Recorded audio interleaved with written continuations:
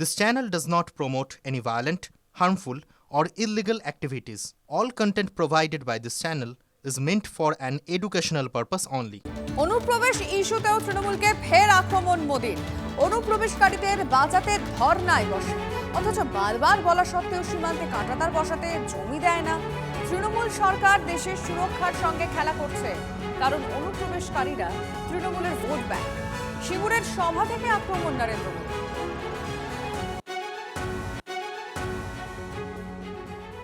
यहाँ के नौजवानों को खास तौर पर बहुत सावधान रहना है।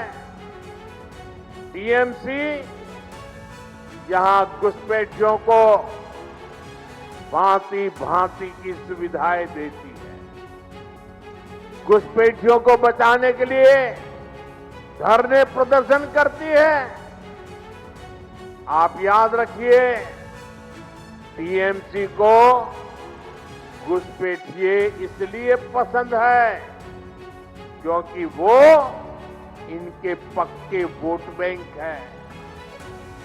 घुसपैठियों को बचाने के लिए टीएमसी किसी भी हद तक जा सकती है। बीते 11 वर्षों से केंद्र सरकार टीएमसी सरकार को बार बार चिट्ठी लिख रही है कि बंगाल के बॉर्डर पर फेंसिंग लगानी है, इसके लिए जमीन चाहिए, लेकिन टीएमसी को कोई फर्क नहीं पड़ता। অনুপ্রবেশ ইস্যুতে পাল্টা মোদীকে নিশানা অভিষেকের। ঘুষপেটিয়া, আমরা নাকি ঘুষপেটিয়া, আর উনি হচ্ছেন দেশের নাগরিক।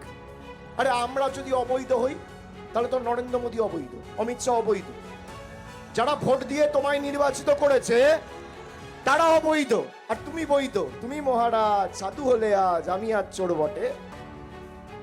আমরা লাইনে দাঁড়িয়ে কালো টাকা ধ্বংস করার জন্য কেউ হার্ট অ্যাটাকে মরবো, কেউ স্ট্রোক হয়ে মরবো, আর মোদিজি 8,000 কোটি টাকার প্লেন চড়ে ঘুরে বেড়াবে। কি সুন্দর, কি সুন্দর, তাই না? উনি বৈধ, আমরা অবৈধ।